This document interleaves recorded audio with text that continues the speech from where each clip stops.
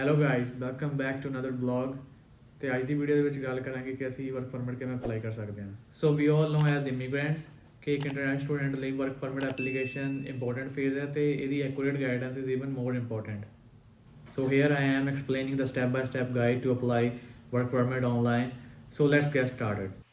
ਸੋ work permit apply ਕਰਨ ਲਈ ਅਸੀਂ IRCC ਸਰਚ ਕਰਾਂਗੇ ਤੇ ਪਹਿਲੇ ਲਿੰਕ ਦੇ ਉੱਤੇ ਕਲਿੱਕ ਕਰਾਂਗੇ ਤੇ ਲਿੰਕ ਤੇ ਕਲਿੱਕ ਕਰਨ ਤੋਂ ਬਾਅਦ ਅਸੀਂ ਸਾਈਨ ਇਨ ਕਰਾਂਗੇ ਜਾਂ ਕ੍ਰੀਏਟ ਐਨ ਅਕਾਊਂਟ ਕਰਾਂਗੇ।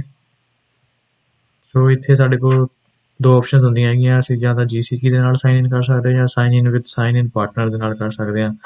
ਸੋ ਮੋਸਟਲੀ ਬੰਦੇ ਸਾਈਨ ਇਨ ਵਿਦ GCK ਕਰਦੇ ਆ। ਸੋ ਜੇਕਰ ਤੁਹਾਡੇ ਕੋਲ ਅਕਾਊਂਟ ਹੈਗਾ, ਤੁਸੀਂ ਆਪਣਾ ਇੱਥੇ ਆਪਣੀ ਇਨਫੋਰਮੇਸ਼ਨ ਫਿਲ ਕਰਕੇ ਤੁਸੀਂ ਉਸ ਅਕਾਊਂਟ ਦੇ ਵਿੱਚ ਆਪਣਾ ਵਰਕ ਪਰਮਿਟ ਅਪਲਾਈ ਕਰ ਸਕਦੇ ਹੋ। ਅਦਰਵਾਈਜ਼ ਤੁਸੀਂ ਇੱਥੇ ਆਪਣਾ ਲਈ ਸਾਈਨ ਅਪ ਵੀ ਕਰ ਸਕਦੇ ਹੋ। ਸੋ ਲੌਗਇਨ ਕਰਨ ਤੋਂ ਬਾਅਦ ਤੁਸੀਂ ਆਹ ਵਾਲੇ ਪੇਜ ਉੱਤੇ ਆ ਜਾਂਦੇ ਹੋ ਤੇ ਇਸ ਤੋਂ ਬਾਅਦ ਤੁਸੀਂ ਥੱਲੇ ਜਾਣਾ ਹੈ, apply to come to Canada ਤੇ ਕਲਿੱਕ ਕਰਨਾ। ਦੈਨ ਆਪਾਂ ਵਰਕ ਪਰਮਿਟ ਲਈ ਅਪਲਾਈ ਕਰਦੇ ਹਾਂ, ਸੋ ਆਪਾਂ bachelor visa study or work permit ਤੇ ਕਲਿੱਕ ਕਰਾਂਗੇ। What would you like to do in Canada, work select ਕਰਾਂਗੇ। Then how long are you planning to stay in Canada, temporary more than 6 months. Select the country that matches the one on your passport. ਆਪਾਂ India select ਕਰਾਂਗੇ। What is your current country or territory of residence? If you are presently in Canada, you should select Canada. So ਆਪਾਂ Canada select ਕਰਾਂਗੇ। Do you have a family member who is Canadian citizen? ਮੇਰੇ ਤਾਂ ਨਹੀਂ ਹੈਗੇ, ਤਾਂ ਮੈਂ ਨੋ ਕਰੂੰਗਾ ਤੇ ਆਪਣੀ ਡੇਟ ਆਫ ਬਰਥ ਲਿਖਾਂਗੇ। ਸੋ ਆਪਾਂ ਨੈਕਸਟ ਤੇ ਕਲਿੱਕ ਕਰਾਂਗੇ। Then are you a lawful permanent resident of United States? No ਤੇ ਕਲਿੱਕ ਕਰਾਂਗੇ। Next what is your current immigration status in Canada? ਸੋ ਆਪਾਂ ਸਿਲੈਕਟ ਕਰਾਂਗੇ student. Next do you plan to work on campus? No ਤੇ click ਕਰਾਂਗੇ। then next are you a full-time student at participating post-secondary institution and wants to work off campus up to 20 hours per week? No. Have you recently graduated from a participating Canadian post-secondary institution for which your study program was full-time and a minimum of 8 months? Yes. Is your work an essential part of your studies, for example the co-op or internship program? ਆਪਾਂ no select ਕਰਾਂਗੇ। then next have you been told by IRCC office that you are approved in the principle for permanent residency in Canada? No. Have you submitted a permanent application in Canada? No. Do you have a written job offer? No. Do you have an official letter from your school that confirms you have completed your study program as well as a copy of your final transcript? Yes. Then next click करेंगे। What is your marital status? Single. What is your province of destination? ਤੁਸੀਂ ਇੱਥੇ ਆਪਣੇ province ਲਿਖ ਸਕਦੇ ਹੋ, ਜਿਵੇਂ ਮੈਂ cubic ਚ ਰਹਿ ਰਿਹਾ ਤਾਂ ਮੈਂ ਕਿਊਬਿਕ ਲਿਖ ਦੂੰਗਾ। Then next ਸੋ ਇੱਥੇ ਆਪਾਂ ਟੈਂਪਰੇਰੀ ਰੈਜ਼ੀਡੈਂਟ ਵੀਜ਼ਾ ਵੀ ਅਪਲਾਈ ਕਰ ਸਕਦੇ ਹਾਂ ਇਹਦੇ ਨਾਲ ਦੇ ਨਾਲ, ਬਟ ਫॉर द ਮੋਮੈਂਟ ਅਸੀਂ post graduate work permit apply ਕਰਦੇ ਹਾਂ। Continue. Then again continue. Do you have an official letter from your school that confirms you have completed your study program? Yes. Then continue next करेंगे।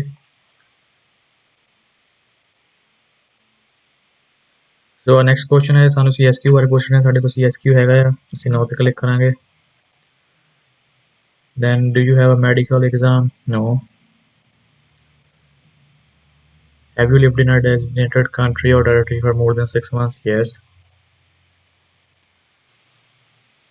फिर ਆਪਾਂ no select ਕਰਾਂਗੇ। Then next do you want to submit an application for your family member? No. Are you giving someone access to your application? No ਤੇ click ਕਰਾਂਗੇ ਕਿਉਂਕਿ ਅਸੀਂ application ਆਪਣੀ ਖੁਦ ਅਪਲਾਈ ਕਰਦੇ ਪਏ ਹਾਂ। Then next in past 10 years have you given your fingerprints and photo biometrics for an application to come to Canada? ਜਿਵੇਂ ਮੈਂ ਜਦੋਂ ਇੰਡੀਆ ਤੋਂ ਆਇਆ ਸੀ ਮੈਂ ਬਾਇਓਮੈਟ੍ਰਿਕ ਆਪਣੇ ਕਰਾ ਗਿਆ, ਸੋ ਮੈਂ ਯੈਸ ਤੇ ਕਲਿੱਕ ਕਰੂੰਗਾ। ਨੈਕਸਟ ਸੋ ਇਹਦੇ ਵਿੱਚ ਅਸੀਂ ਕਨਫਰਮ ਕਰਦੇ ਕਿ ਅਸੀਂ ਆਪਣੀ ਫੀ ਖੁਦ ਪੇ ਕਰਾਂਗੇ।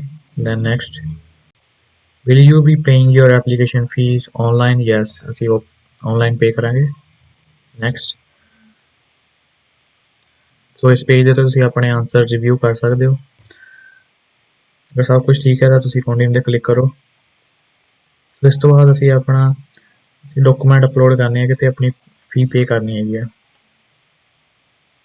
ਇਹ ਸਾਡੇ ਅੱਗੇ ਡਾਕੂਮੈਂਟਸ ਆ ਕੇ ਜਿਹੜੇ ਅਸੀਂ ਅਪਲੋਡ ਕਰਨੇ ਹੁੰਦੇ, ਜਿਵੇਂ ਅਸੀਂ ਆ IMM 5710 ਫਿਲ ਆਊਟ ਕਰਕੇ ਅਪਲੋਡ ਕਰਨਾ ਹੁੰਦਾ ਹੈਗਾ ਇੱਥੇ।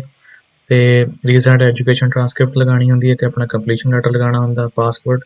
ਤੇ ਜੇ ਅਸੀਂ ਆਪਣੀ ਟੈਂਪਰੇਰੀ ਵੀਜ਼ਾ ਲਈ ਵੀ ਨਾਲ ਨਾਲ ਰਿਕੁਐਸਟ ਕਰਦੇ ਹੋ ਤਾਂ ਅਸੀਂ ਉਹ ਵੀ ਇਹਦੇ ਨਾਲ ਆਪਣੀ IMM ਫਾਰਮ ਭਰ ਕੇ ਆਪਣਾ ਅਪਲੋਡ ਕਰ ਸਕਦੇ ਹਾਂ। ਇਹਦੀ ਟੋਟਲ ਫੀ 255 ਹੁੰਦੀ ਹੈਗੀ ਆ। ਸੋ ਜਦੋਂ ਆਪਾਂ ਅਪਲੋਡ ਕਰ ਦਾਂਗੇ ਡਾਕੂਮੈਂਟ ਸਾਰੇ, ਆਪਾਂ ਉਸ ਤੋਂ ਬਾਅਦ ਇਹਦੀ ਫੀ ਪੇ ਕਰ ਦਾਂਗੇ। ਸੋ ਚਲੋ ਚੱਲਦੇ ਹਾਂ, IMM ਫਾਰਮ ਡਾਊਨਲੋਡ ਕਰਦੇ ਹਾਂ ਤੇ ਇਹਨੂੰ ਫਿਲ ਆਊਟ ਕਰਦੇ ਹਾਂ। IMM ਫਾਰਮ ਓਪਨ ਕਰ ਲਿਆ ਹੋਇਆ ਤੇ ਆਪਾਂ ਇਹਦੇ ਵਿੱਚ ਇਨਫੋਰਮੇਸ਼ਨ ਭਰਦੇ ਹਾਂ ਤਾਂ ਕਿ ਅਸੀਂ ਇਹਨੂੰ ਉੱਥੇ ਅਪਲੋਡ ਕਰ ਸਕੀਏ ਉਹਨਾਂ ਵੈਬਸਾਈਟ ਦੇ ਉੱਤੇ। ਸੋ UCI ਇਹ ਤੁਹਾਡੇ ਸਟੱਡੀ ਪਰਮਿਟ ਦੇ ਉੱਪਰ ਲਿਖਿਆ ਹੁੰਦਾ ਹੈਗਾ। Then I want service in English, ਜਾਂ ਤੁਸੀਂ ਫਰੈਂਚ ਵੀ ਸਿਲੈਕਟ ਕਰ ਸਕਦੇ ਹੋ। ਤਾਂ ਮੈਂ ਇੰਗਲਿਸ਼ ਸਿਲੈਕਟ ਕਰਦਾ ਪਿਆ। Am applying for, so first time apply ਕਰਦੇ ਹੋ ਵਰਕ ਪਰਮਿਟ, ਸੋ ਆਪਾਂ ਇਹਨੂੰ ਸਿਲੈਕਟ ਕਰਾਂਗੇ। ਦੈਨ ਤੁਸੀਂ ਆਪਣਾ ਨੇਮ ਭਰ ਸਕਦੇ ਹੋ। Have you ever used other names, nickname ਕੋਈ ਤੁਹਾਡਾ ਯੂਜ਼ ਕੀਤਾ ਹੋਵੇ ਤੁਸੀਂ ਤਾਂ ਉਹ ਵੀ ਲਿਖ ਸਕਦੇ ਹੋ। ਨੋ ਤੇ ਕਲਿੱਕ ਕਰਾਂਗੇ, ਫਿਰ ਮੇਲ ਨਹੀਂ ਹੈਗਾ। ਮੇਲ ਸਿਲੈਕਟ ਕਰਾਂਗੇ। ਡੇਟ ਆਫ ਬਰਥ ਆਪਣੀ ਲਿਖ ਦੇਣੀ ਹੈਗੀ ਤੁਸੀਂ ਇੱਥੇ। ਦੈਨ ਸਿਟੀ ਔਰ ਟਾਊਨ ਲਿਖ ਦੇਣਾ ਹੈਗਾ ਤੁਸੀਂ। ਕੰਟਰੀ ਇੰਡੀਆ ਸਿਲੈਕਟ ਕਰ ਲੈਣੀ ਹੈਗੀ ਆ। ਸਿਟੀਜ਼ਨਸ਼ਿਪ ਵੀ ਸਾਡੇ ਕੋਲ ਇੰਡੀਆ ਦੀ ਹੈ, ਸੋ ਆਪਾਂ ਇੰਡੀਆ ਲਿਖ ਦੇਣਾ ਇੱਥੇ। ਦੈਨ ਤੁਹਾਡਾ ਕਰੰਟ ਕੰਟਰੀ ਐਡਰੈਸ ਕੀ ਹੈਗਾ, ਜਾਂ ਕਰੰਟ ਕੰਟਰੀ ਜਾਂ ਟੈਰੀਟਰੀ ਆਫ ਰੈਜ਼ੀਡੈਂਸ ਕਿੱਥੇ ਹੈ, ਤੁਸੀਂ ਕੈਨੇਡਾ ਦੇ ਵਿੱਚ। ਸਟੇਟਸ ਆਪਾਂ ਸਟੂਡੈਂਟ ਸੀਗੇ, ਸਟੂਡੈਂਟ ਲਿਖ ਦੇਣਾ। ਸੋ ਆਪਾਂ ਲਿਖ ਦੇਣਾ ਕਿ ਆਪਾਂ ਕਦੋਂ ਆਏ ਸੀਗੇ ਇੱਥੇ ਕੈਨੇਡਾ। ਜੋ ਕੱਲ੍ਹ ਦੀ ਡੇਟ ਹੈਗੀ ਉਹ ਪਾ ਸਕਦੇ। ਪ੍ਰੀਵੀਅਸਲੀ ਅਗਰ ਤੁਸੀਂ ਪਿਛਲੇ 6 ਮਹੀਨਿਆਂ ਦੇ ਵਿੱਚ ਕਿਸੇ ਵੀ ਕੰਟਰੀ ਦੇ ਵਿੱਚ ਰਹੇ ਹੋ ਤਾਂ ਇੱਥੇ ਯੈਸ ਕਰਕੇ ਉਹਦਾ ਐਡਰੈਸ ਲਿਖ ਸਕਦੇ ਹੋ। ਅਗਰ ਨਹੀਂ ਤਾਂ ਫਿਰ ਨੋ ਸਿਲੈਕਟ ਕਰਨਾ। Your current marital status single ਲਿਖਾਂਗੇ। ਦੈਨ ਅੱਗੇ ਜਾਵਾਂਗੇ, have you previously been married or in commonwealth, ਤਾਂ ਮੈਂ ਨੋ ਹੀ ਸਿਲੈਕਟ ਕਰੂੰਗਾ। ਦੈਨ ਲੈਂਗੁਏਜ ਸਾਡੀ ਨੇਟਿਵ ਲੈਂਗੁਏਜ ਕੀ ਹੈਗੀ ਆ। Are you able to communicate in English or French. Have you taken a test from designated testing agency to access your proficiency in English or French? ਮੈਂ ਹਜੇ IELTS ਨਹੀਂ ਦਿੱਤੀ, ਸੋ ਮੈਂ ਨੋ select ਕਰ ਦਿੰਦਾ। ਦੈਨ ਤੁਸੀਂ ਆਪਣਾ ਪਾਸਪੋਰਟ ਨੰਬਰ ਲਿਖ ਸਕਦੇ ਹੋ। Country or territory of issue India. Then ਆਪਣੀ ਇਸ਼ੂ ਡੇਟ ਲਿਖ ਸਕਦੇ ਹੋ। ਦੈਨ ਜੇ ਕਿਸੇ ਕੋਲ ਕੋਈ ਨੈਸ਼ਨਲ ਆਇਡੈਂਟੀਟੀ ਹੈ, ਤੁਸੀਂ ਨੈਸ਼ਨਲ ਆਇਡੈਂਟੀਟੀ ਜੈਸ ਕਰਕੇ, ਜਿਵੇਂ ਤੁਹਾਡਾ ਆਧਾਰ ਕਾਰਡ ਹੋ ਗਿਆ ਜਾਂ ਤੁਹਾਡਾ ਪੈਨ ਕਾਰਡ ਹੋ ਗਿਆ, ਤੁਸੀਂ ਉਹ ਵੀ ਭਰ ਸਕਦੇ ਹੋ। ਬਟ ਅਗਰ ਤੁਸੀਂ ਨੋ ਵੀ ਕਰ ਦੋਗੇ ਕੋਈ ਚੱਕਰ ਨਹੀਂ ਗਾ। ਦੈਨ USPR ਕਾਰਡ ਸਾਡੇ ਕੋਲ ਨਹੀਂ ਹੈਗਾ, ਸੋ ਆਪਾਂ ਨੋ ਸਿਲੈਕਟ ਕਰਾਂਗੇ। ਦੈਨ ਤੁਸੀਂ ਆਪਣਾ ਕਰੰਟ ਮੇਲਿੰਗ ਐਡਰੈਸ ਪਾ ਸਕਦੇ ਹੋ। ਦੈਨ ਅਗਰ ਤੁਹਾਡਾ ਰੈਜ਼ੀਡੈਂਸ਼ੀਅਲ ਐਡਰੈਸ ਵੀ ਸੇਮ ਐਜ਼ ਮੇਲਿੰਗ ਐਡਰੈਸ ਕਰਾਂਗੇ। ਸੋ ਸੈਲੂਲਰ ਲਿਖ ਦਿਓ।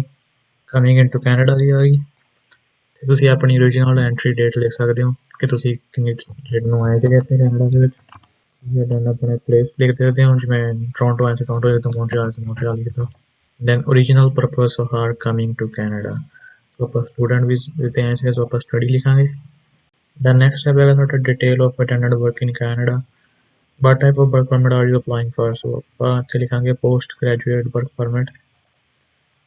ਦੈਨ ਇਹ ਤੁਹਾਡੀ ਫਿਊਚਰ ਇਨਫੋਰਮੇਸ਼ਨ ਮੰਗਦੇ ਪਏ। ਅਗਰ ਤੁਹਾਡੇ ਕੋਲ ਜੋਬ ਆਫਰ ਹੈਗੀ ਆ, ਅਗਰ ਤੁਹਾਡੇ ਕੋਲ ਆਲਰੇਡੀ ਜੋਬ ਤੁਸੀਂ ਸਿਕਿਉਰ ਕਰ ਲਈ, ਤੁਸੀਂ ਇੱਥੇ ਭਰ ਸਕਦੇ ਹੋ ਆਪਣੀ ਜੋਬ ਦਾ ਡਿਟੇਲਸ। ਅਦਰਵਾਈਜ਼ ਤੁਸੀਂ ਇਹਨੂੰ ਬਲੈਂਕ ਵੀ ਛੱਡ ਸਕਦੇ ਹੋ। Have you been issued a certificate under professional nominee program. ਜੇ ਤੁਹਾਡੇ ਕੋਲ ਹੈਗਾ ਤਾਂ ਤੁਸੀਂ ਯੈਸ ਕਰ ਸਕਦੇ, ਨਹੀਂ ਤਾਂ ਅਦਰਵਾਈਜ਼ ਨੋ ਕਰ ਸਕਦੇ ਹੋ। ਜੇ ਤੁਹਾਡੀ ਐਜੂਕੇਸ਼ਨ ਪੁੱਛ ਰਹੇ ਨੇ ਕਿ ਤੁਹਾਡੇ ਕੋਲ ਕੋਈ ਐਜੂਕੇਸ਼ਨ ਹੈਗੀ ਹੈ ਪੋਸਟ ਕੰਟਰੀ ਜਾਂ ਕੋਈ ਯੂਨੀਵਰਸਿਟੀ, ਸੋ ਆਪਾਂ ਯੈਸ ਕਰਾਂਗੇ। ਤੇ ਤੁਸੀਂ ਆਪਣੀ ਸਾਰੀ ਐਜੂਕੇਸ਼ਨ ਡਿਟੇਲ ਭਰਨੀ ਹੈ, ਜੋ ਤੁਹਾਡੀ ਮੋਸਟ ਰੀਸੈਂਟ ਐਜੂਕੇਸ਼ਨ ਹੈ ਉਹ ਤੁਸੀਂ ਇੱਥੇ ਭਰ ਦੇਣੀ ਹੈਗੀ। ਜਿਵੇਂ ਲੈਟਸ ਸੇ ਤੁਸੀਂ ਇੱਥੇ ਯੂਨੀਵਰਸਿਟੀ ਕੀਤੀ ਹੈ, ਸੋ ਆਪਣੀ ਫੀਲਡ ਭਰ ਦੇਣੀ ਹੈਗੀ ਹੈ। So field and level of study ਤੁਸੀਂ ਭਰ ਸਕਦੇ ਹੋ ਇੱਥੇ ਆਪਣੇ, ਜਿਵੇਂ ਤੁਸੀਂ ਅਗਲਾ ਕੁਐਸਚਨ ਹੈਗਾ ਇੰਪਲੋਇਮੈਂਟ ਬਾਰੇ, ਤੁਸੀਂ ਦੱਸ ਸਕਦੇ ਹੋ ਕਿ ਤੁਸੀਂ ਪਿਛਲੇ 10 ਸਾਲਾਂ ਦੇ ਵਿੱਚ ਕਿੱਥੇ ਕਿੱਥੇ ਕੰਮ ਕੀਤਾ ਹੈ, ਸਾਰੇ ਮੈਂਸ਼ਨ ਕਰ ਸਕਦੇ ਹੋ। ਦੈਨ ਅੱਗੇ ਸਾਡੀ ਆ ਜਾਂਦੀ ਹੈਗੀ background information. So within the past 2 years, have you or a family member ever had tuberculosis of the lungs or been in close contact with the person with tuberculosis? So, do you have any physical or mental disorder? No.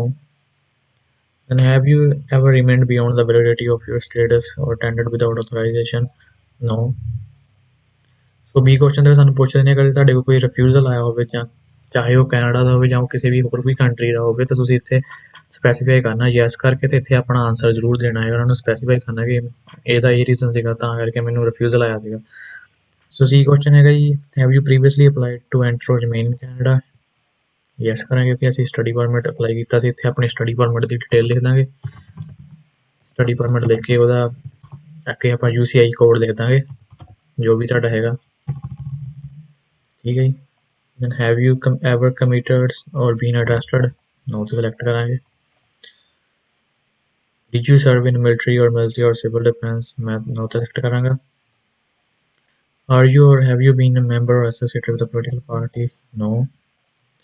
Have you ever witnessed or participated in the ill treatment of prisoners? No. ਸੋ ਅਗਲਾ question ਹੈਗਾ ਜੀ, do you consent to be contacted by RCC and organization future?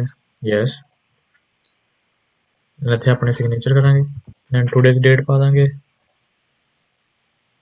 Then validate ਕਰ ਦਾਂਗੇ। ਅਸੀਂ ਹੁਣ and ਦੇ ਉੱਤੇ ਆ ਗਏ, ਸਾਰੇ ਡਾਕੂਮੈਂਟ ਇੱਥੇ ਅਪਲੋਡ ਕਰ ਦੇਣੇ ਹੈਗੇ ਆ, ਆਪਣੇ ਟ੍ਰਾਂਸਕ੍ਰਿਪਟ, ਪਾਸਪੋਰਟ, ਡਿਜੀਟਲ ਫੋਟੋ, ਤੁਸੀਂ ਇਹਦੀ ਫੀਸ ਪੇ ਕਰਨੀ ਹੈ ਤੇ ਦੈਨ ਆਪਣੀ ਫਾਈਲ ਸਬਮਿਟ ਕਰ ਦੇਣੀ ਆ। So guys there are some exceptions ਜਿਹਦੇ ਵਿੱਚ ਤੁਹਾਨੂੰ ਲੈਟਰ ਆਫ ਐਕਸਪਲੇਨੇਸ਼ਨ ਵੀ ਲਗਾਉਣੀ ਪੈ ਸਕਦੀ ਹੈ। ਫੋਰ ਇੰਸਟੈਂਸ ਜਿਵੇਂ ਕਿ ਤੁਸੀਂ 3 ਕੰਸੈਕਟਿਵ ਸਮੈਸਟਰਸ ਪਾਰਟ ਟਾਈਮ ਕੀਤੇ ਹੋਣ, ਜਾਂ ਫਿਰ ਤੁਸੀਂ ਕੋਈ ਕੋਰਸ ਡਿਸਕੰਟੀਨਿਊ ਜਾਂ ਡ੍ਰੌਪ ਆਊਟ ਕੀਤਾ ਹੋਵੇ ਜਿਹਦੇ ਕਰਕੇ ਤੁਹਾਡਾ ਨੈਕਸਟ ਸਮੈਸਟਰ ਵੀ ਪਾਰਟ ਟਾਈਮ ਬਣ ਗਿਆ ਹੋਵੇ। ਸੋ ਇਹੀ ਕੇਸਿਸ ਹੁੰਦੇ ਜਿਨ੍ਹਾਂ ਦੇ ਵਿੱਚ ਤੁਹਾਨੂੰ ਲੈਟਰ ਆਫ ਐਕਸਪਲੇਨੇਸ਼ਨ ਲਗਾਉਣੀ ਪੈਂਦੀ ਹੈ, ਅਦਰਵਾਈਜ਼ ਤੁਹਾਨੂੰ ਕੋਈ ਲੈਟਰ ਆਫ ਐਕਸਪਲੇਨੇਸ਼ਨ ਲਗਾਉਣ ਦੀ ਲੋੜ ਨਹੀਂ ਹੁੰਦੀ ਹੈਗੀ ਆ। ਸੋ ਵਰਕ ਪਰਮਿਟ ਅਪਲਾਈ ਕਰਨ ਤੋਂ ਬਾਅਦ ਵਿਦਿਨ 24 ਆਵਰਸ ਤੁਹਾਨੂੰ ਇੱਕ ਈਮੇਲ ਆਉਂਦੀ ਹੈ ਜਿਹਦੇ ਵਿੱਚ ਇਹੀ ਮੈਂਸ਼ਨ ਕੀਤਾ ਹੁੰਦਾ ਹੈ ਕਿ ਹੁਣ ਤੁਸੀਂ ਅਪਲਾਈਡ ਸਟੇਟਸ ਤੇ ਹੋ ਤੇ ਤੁਸੀਂ ਫੁੱਲ ਟਾਈਮ ਵਰਕ ਕਰ ਸਕਦੇ ਹੋ। Generally work permit the processing time 4 to 6 months ਦਾ ਹੁੰਦਾ ਹੈ। Once you receive your work permit approval, you can apply for TRB and medical card as well. I hope ਇਹ ਵੀਡੀਓ ਤੁਹਾਡੇ ਲਈ informative ਸੀਗੀ। Please do like, subscribe and share. ਜੇਕਰ ਤੁਹਾਨੂੰ ਕੋਈ work permit related ਕੋਈ ਵੀ ਕੁਐਸਚਨ ਹੋਵੇ ਜਾਂ ਕੋਈ ਕੁਐਰੀ ਹੋਵੇ, ਤੁਸੀਂ ਕਮੈਂਟ ਸੈਕਸ਼ਨ ਦੇ ਵਿੱਚ ਮੈਂਸ਼ਨ ਕਰ ਸਕਦੇ ਹੋ। I'll try to answer them ASAP. Thank you very much. Until next time.